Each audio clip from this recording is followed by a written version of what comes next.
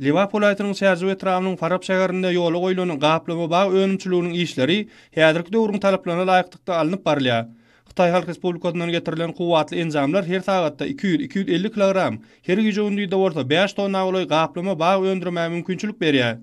Häzirki wagtda her günde 3,5 tonna goýulan önüm taýýarlanýar. Simal hökmünde oňudylan plastik gaplar gaýtadan işlenip ulanylýar. Munyň özi ekologlardan arasy önümçilikdir. Onun aýratynlygy ulandan plastik gaplaryň gaýtadan işlenip teýgata ýetirilýän diýanyň öňlenmä görünükdirlendir.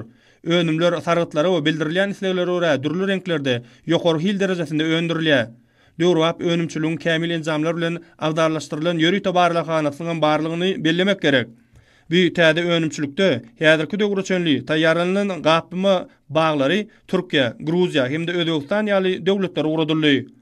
Hususy önümçiligiň agdy bir iş hünärmenleri telekeçilik ulgamynyň ösüşini döwlet syýasatynyň ileri tutulýan uğurlarynyň hataryna ketgitlen ýordamyň hususiýetçileri üçin uly mümkinçilikleri döreden türkmen halkynyň milli lider gahrman arkadamyda hemde hormatly prezidentimiz arkadaly gahrman terdarymyda hoşalyk sözlerini aýdýarlar.